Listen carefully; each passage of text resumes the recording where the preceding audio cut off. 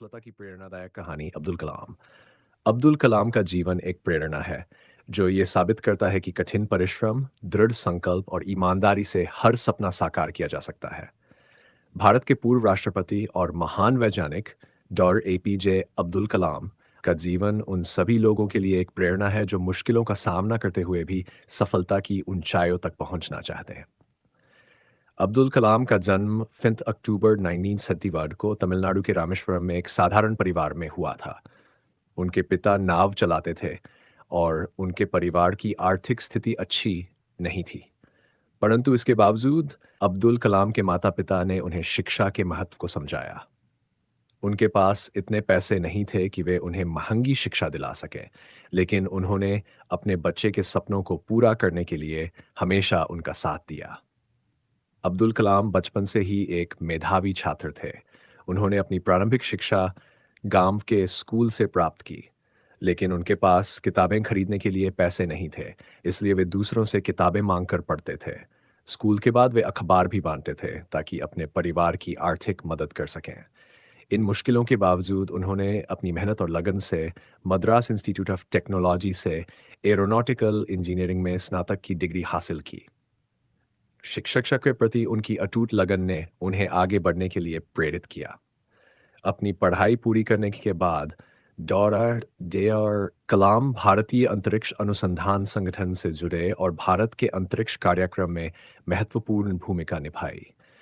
वे भारत के पहले स्वदेशी उपग्रह प्रक्षेपण यान SLV-3 के परियोजनादेशक थे, जिसने 1993 में सफलतापूर्वक रोहिणी उपग्रह को पृथ्वी की कक्षा में स्थापित किया। इस उपलब्धि ने भारत को अंतरिक्ष के क्षेत्र में एक महत्वपूर्ण स्थान दिलाया। इसके बाद उन्होंने रक्षा अनुसंधान और विकास संगठन DRDO में काम किया और भारत के मिसाइल कार्यक्रम को विकसित किया। उन्हें मिसाइल मैन के नाम से भी जाना जाता है, क्योंकि उनके नेतृत्व में अग्नि और पृथ्वी जैसी महत्वपूर्ण मिसाइलें विकसित की गईं। 1999 में पोखरण में परमाणु परीक्षण करके भारत को एक परमाणु शक्ति संपन्न राष्ट्र बनाने में भी डॉक्टर कलाम का अहम योगदान था। इन सफलताओं ने उन्हें न केवल एक महान वैज्ञानिक बल्कि एक राष्ट्रीय नायक भी बना दिया।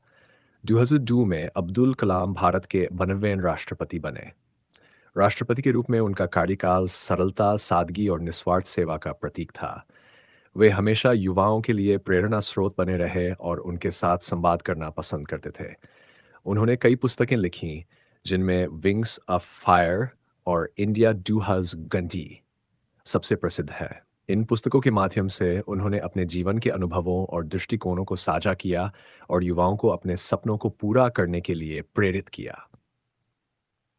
अब्दुल कलाम का जीवन हमें सिखाता है कि किसी भी परिस्थिति में हार मानने की बजाय हमें अपने लक्ष्य की ओर निरंतर प्रयासरत रहना चाहिए। वे कहते थे, सपने वो नहीं हो जो आप सोते समय देखते हैं, सपने वो होते हैं जो आपको सोने नहीं देते। 27 जुलाई 2000 को डॉक्टर सर अब्दुल कलाम का निधन हो गया, लेकिन उनकी विरासत और उनके विचार आज भी लाखों लोगों को प्रेरित करते हैं। उनका जीवन एक उदाहरण है कि अगर इरादे मजबूत हो और मेहनत की जाए, तो कोई भी लक्ष्य असंभव नहीं है। उनकी कहानी ये साबित करती है कि अगर आप सच्चे दिल से मेहनत करते हैं, तो आप किसी भी परिस्थिति में सफलता प्राप्त कर सकते हैं।